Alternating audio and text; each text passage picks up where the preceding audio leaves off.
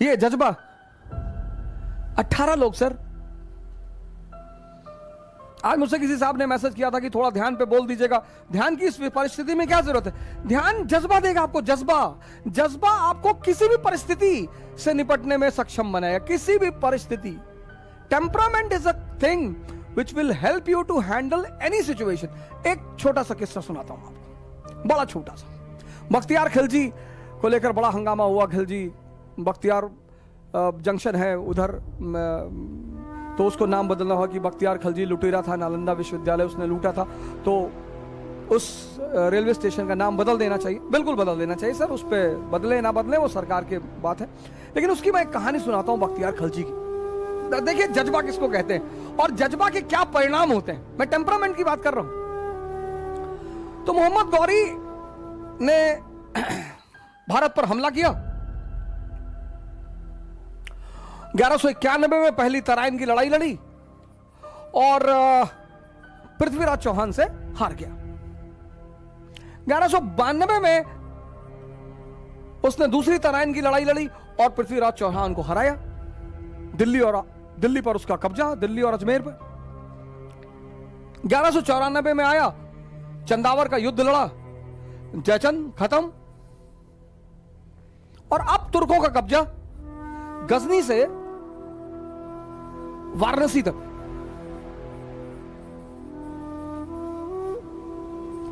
अब तुर्कों का कब्जा 1194 मोहम्मद गौरी। फिर वो 94 के बाद, चंदावर के बाद बाहर, हिंदुस्तान का कमांड उसने अपने कमांडरों के ऊपर छोड़ दिया। कुतुबुद्दीन ऐबक इंद्रप्रस्थ में बैठा हुआ था और बनारस में उसका एक सेनापति था बख्तियार खिलजी। तो बख्तियार खिलजी ने कहा यार बनारस में खाली बैठे हैं और जरा आगे देखे क्या है। आगे निकले, सब आगे निकले। बिहार में कोई था नहीं। नालंदा मिला उनको। नालंदा में योग ध्यान यही सब बातें चल रही थी। उन्हें समझ में नहीं आया, उसे उन्होंने मिटाया, जलाया। आगे बढ़े कि और देखें आगे क्या है।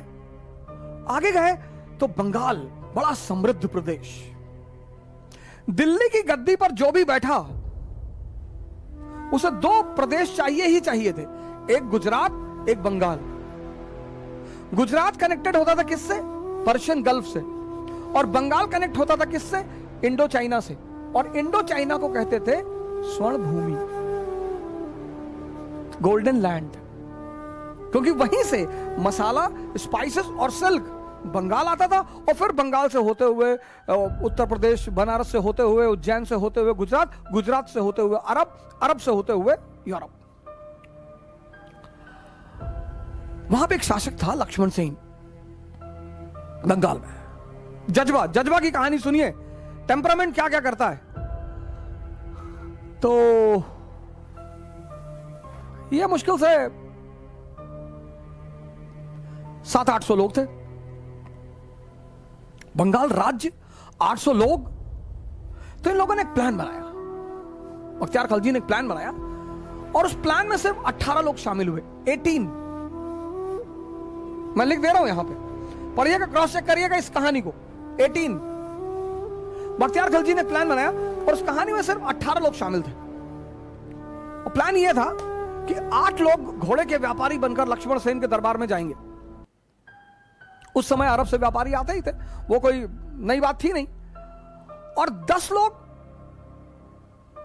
दरबार के बाहर खड़े होंगे और दरबार से करीब 5 किलोमीटर की दूरी पर ये 700-800 लोग होंगे। 18,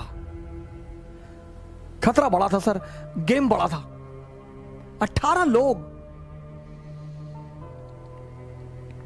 18। आप कहते हैं ना सर जज्बा का क्या खेल है।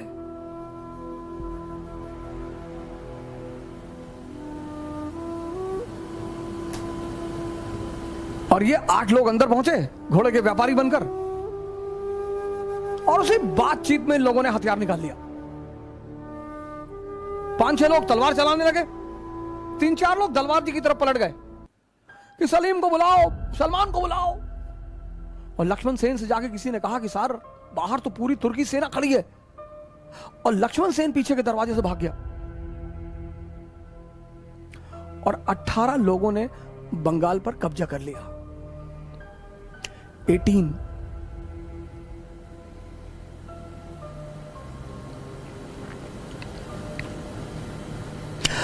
बाद में पता चला पीछे कुछ था ही नहीं।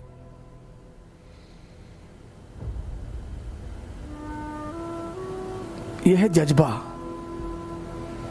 सब में नहीं होता, सब में नहीं होता, इसीलिए बाकी लोगों को उत्साह की जरूरत पड़ती है।